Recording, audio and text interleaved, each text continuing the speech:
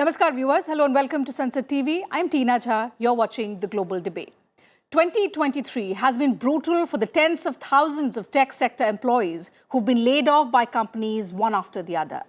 Difficult to put an exact number, but as per an estimate, over 150,000 professionals working in the tech sector have lost their jobs in recent months, 80,000 of them in just the past 1 month. Major companies in the layoff spotlight include Amazon, Google, Microsoft, Meta, Facebook, as you would know, Twitter, Netflix, and the list goes on.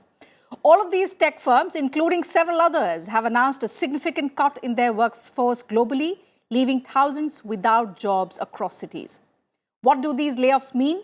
Why are the companies cutting down on their workforce globally? How will it impact the global tech sector growth? All this and much more on this edition of the Global Debate.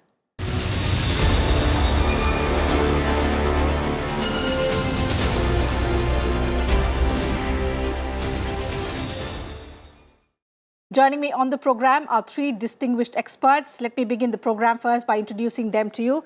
We have on the program Dr. Giacomo Santangelo, Senior Lecturer of Economics, Fordham University in New York, Mr. Amit Dubey, Cybersecurity Evangelist, Tech Mahindra, and Mr. Harpreet Singh Saluja, Founder, President, Nascent Information Technology Employees Senate.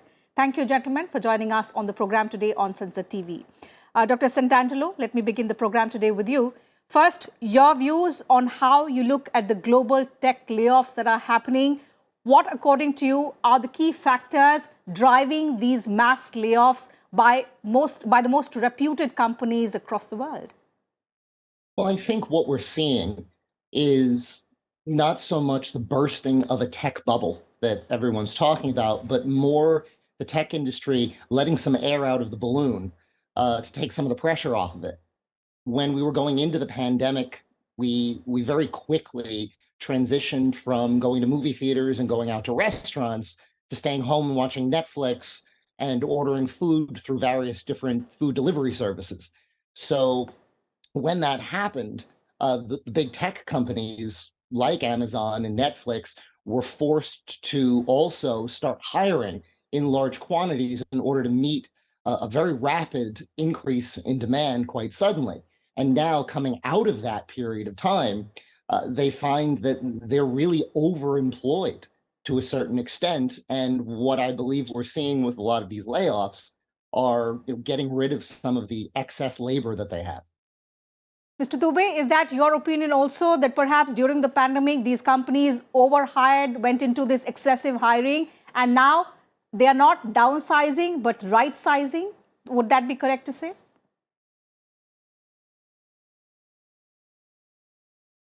Yes, absolutely.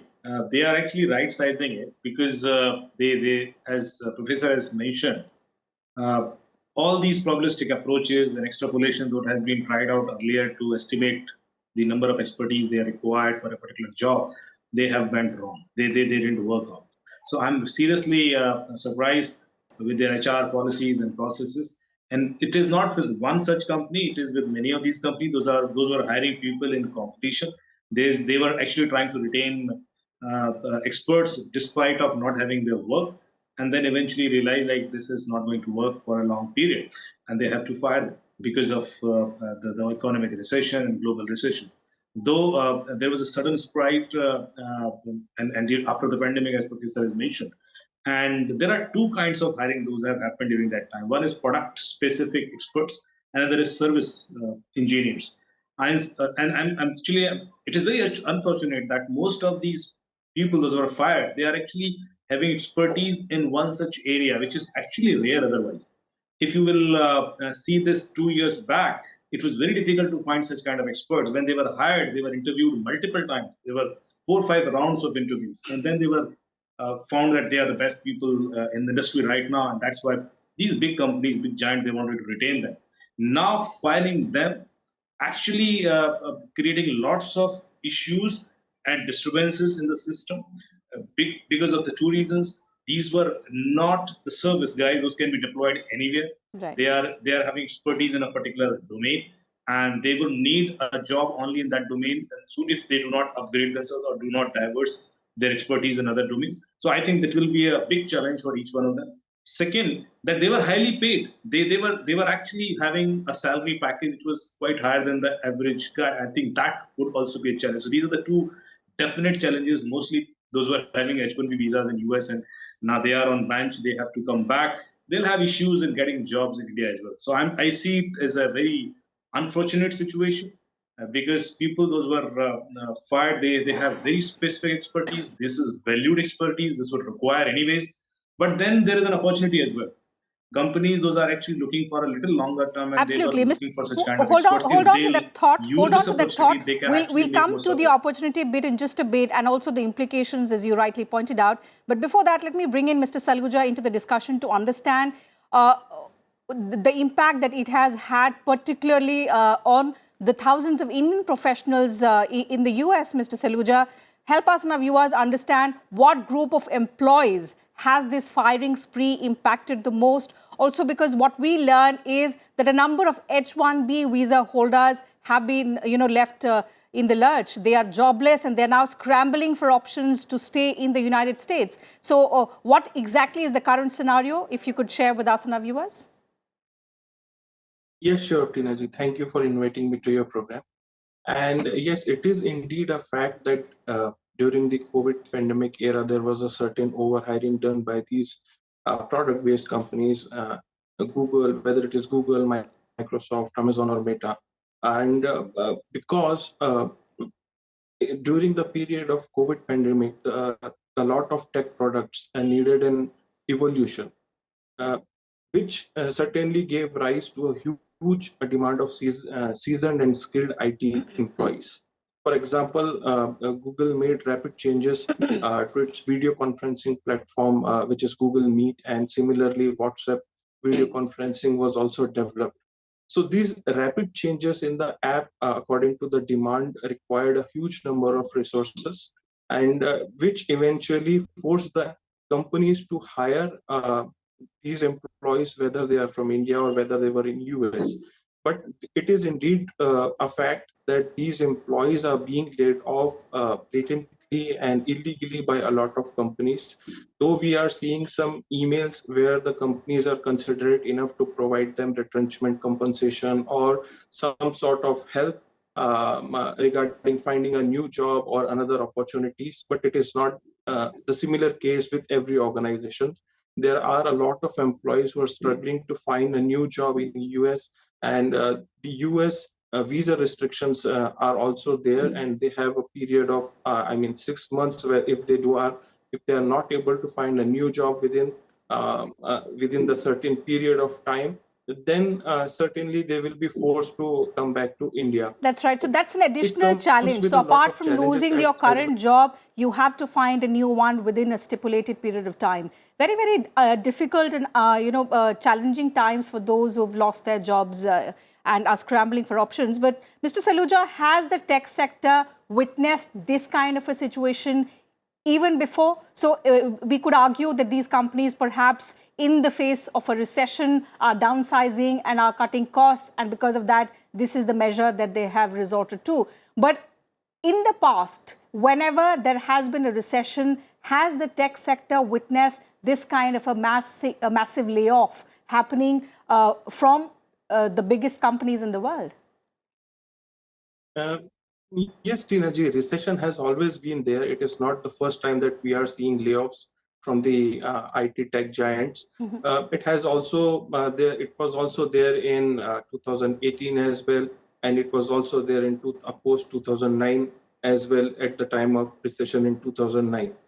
But the foremost thing over here is we need to protect the right of employees as well. They are not, they are humans ultimately, and there are certain conditions that needs to be fulfilled according to the labor regulations of the country. Whenever an employee is hired, it does not mean that till the time the company require that employee, only till that period of time they will utilize that resource. And once they have pressure from investors or global macroeconomic conditions or whatever the excuse it may be, they cannot just simply use them like a tissue paper and throw them off. they have families to take Exactly. care And of. here, They have here is the financial question that I want to take to Mr. Dubey.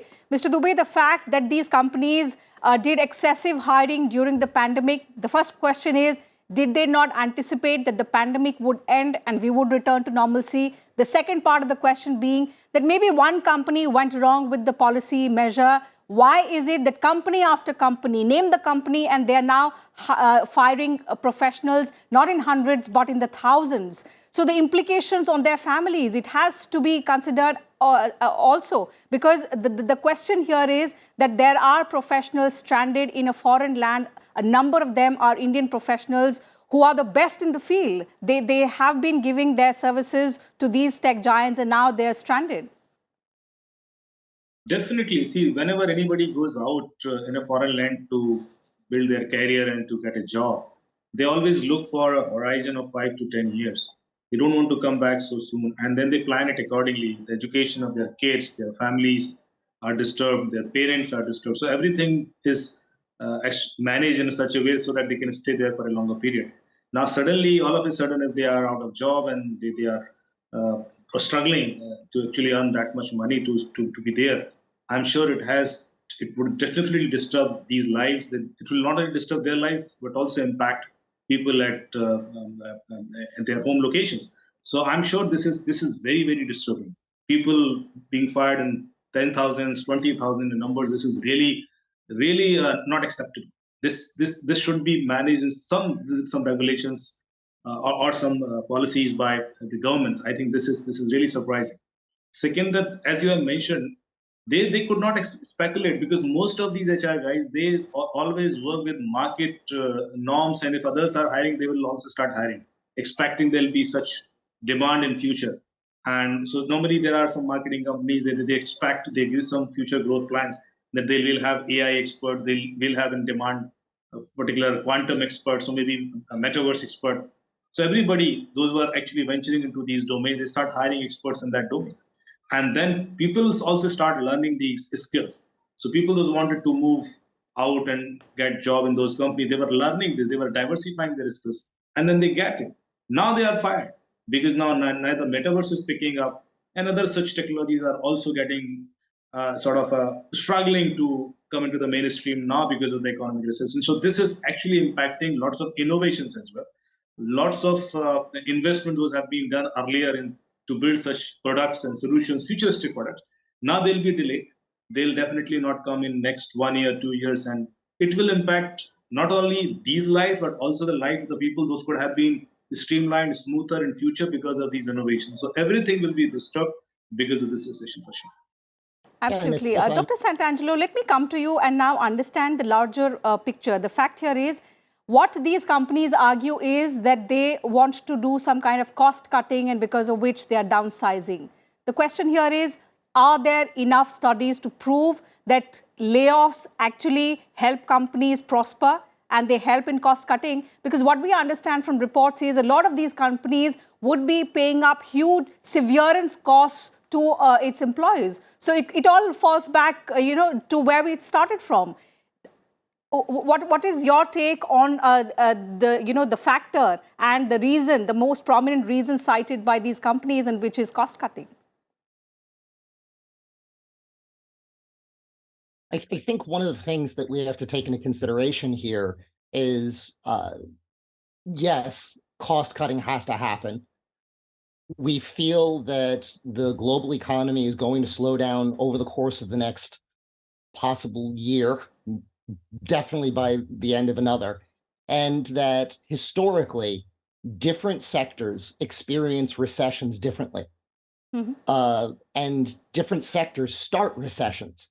Obviously the 2008 recession was started in the United States by, it was a financial issue that we had started by the housing market. In 2000, the recession was started by the tech industry. 97 and 2000 was started by the tech industry. So one thing leads to many others.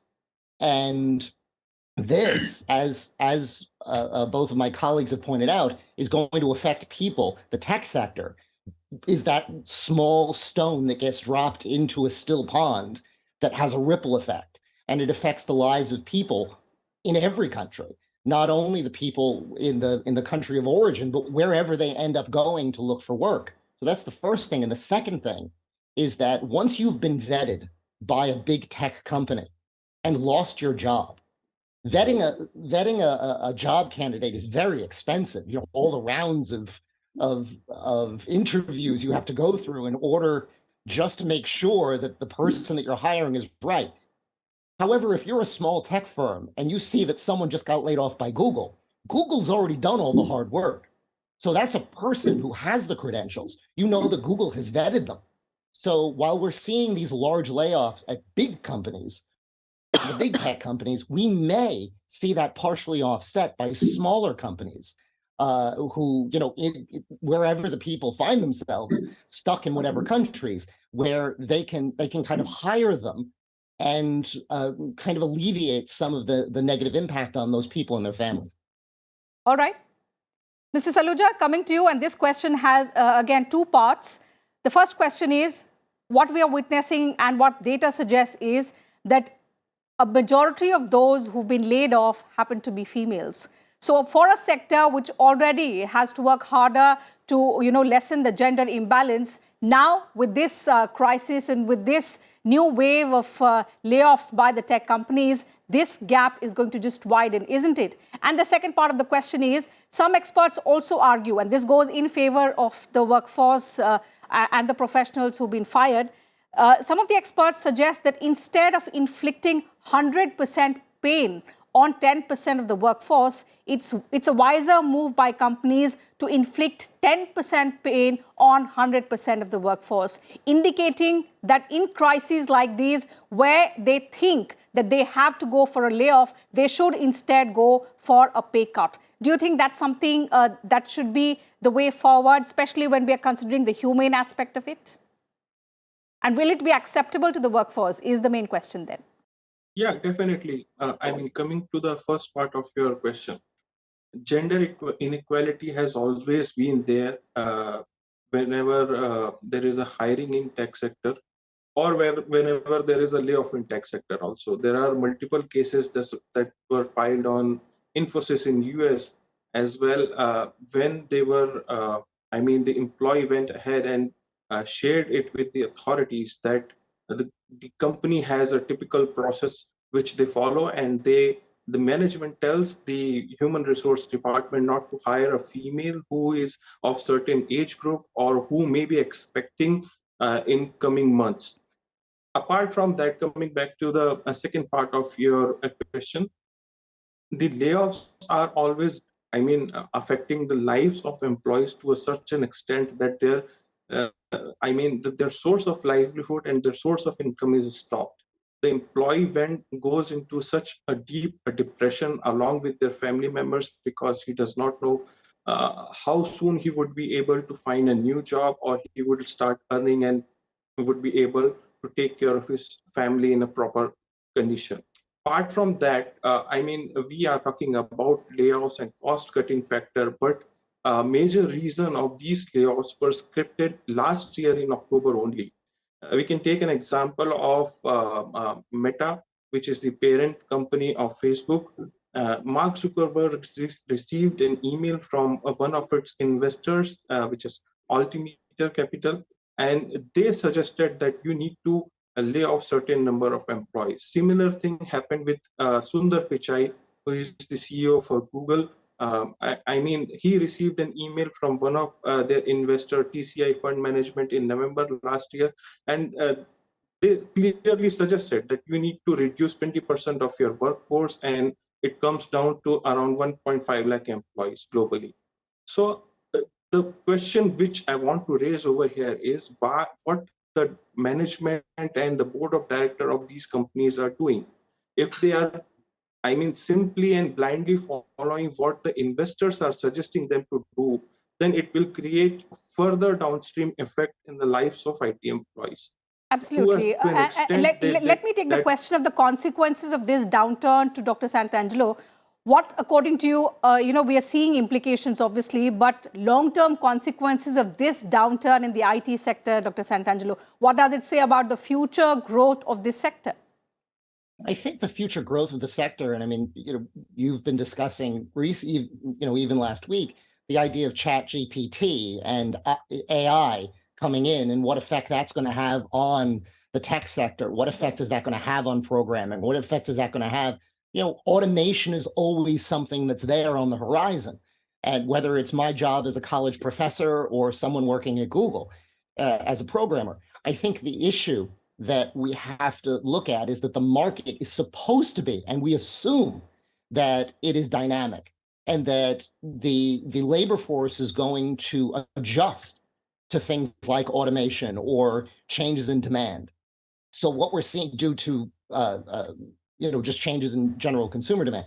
So what I think we're going to see is that the tech sector is resilient. Anytime there has been problems in the past, the tech sector has bounced back. And I think we're going to see that. The problem is, how is that transition going to occur? It's not like the tech sector is going to go away, and it's not like the demand for those jobs is going to change. It's just a question of who's going to have those jobs, and whether it's offshoring, whether it's AI. That's really where we find ourselves right now. And the idea that this, asking the question, what effect does this have on families? What effect do these layoffs due to overhiring have on a microeconomic level on the families of the people laid off? Is the same thing as in the United States in the 1970s, when a majority of manufacturing was done domestically, and then they decided we're going to offshore those jobs to other countries. The same question was asked: what effect is this going to have on the families of the people who work in the factories? So again, this can be a slow process. And that's why my hope is that a lot of these workers who have been laid off will find new jobs and be absorbed by smaller tech companies. Okay, so is this an opportunity, Mr. Dubey, for the smaller tech firms? Because all of these, and a majority of these professionals who've been laid off have the expertise. Perhaps some of them will have to just upskill and find new opportunities. Definitely, I definitely see the positive side of it. If you remember, the WhatsApp founders, John Coombe and Brian Acton, they were not getting any job, and they were struggling to get a job in Facebook and Twitter, and eventually they started this company, and which were valued $19.3 billion in 3 years. So every time there is a recession and challenges to get a job, brilliant people, those are actually struggling to get a job, eventually get other options. And they would start innovating, they would start doing their some startup business or exploring opportunities to innovate. So I think that is something which we'll see very soon. This will definitely impact positively also the society will have, because otherwise we get into the comfort zone. Most of these people, those are brilliant, they could do wonders otherwise. Once they get such kind of luxurious jobs, those are very highly paid, they get into that comfort zone. They don't use their full potential to even innovate or to do some startup business. I think this is something which will force them to try out those options eventually, Right. and to bring out something great out of them. So I'm very hopeful and very positive that every time we have such kind of recession, we definitely see some positive outcomes of it, and there'll be some surprises. They will have some very good companies coming out after the recession, and they'll definitely help us to boom this economy further to the same level. Absolutely. So crisis does bring with it a lot of opportunities as well. Now, we can't put a time frame to by when this transition period will get over and by when things will settle down. But that optimism, that newer opportunities are awaiting those who have the skill and the expertise, and they hopefully will find better employment. With that hope, I'll have to wind up the program. Thank you to all my guests for joining me on this edition of the Global Debate and sharing your thoughts, your views with us and our viewers. And to you viewers, thank you very much for your time as well. I'll see you same time next week. Take good care of yourselves. Have a good weekend.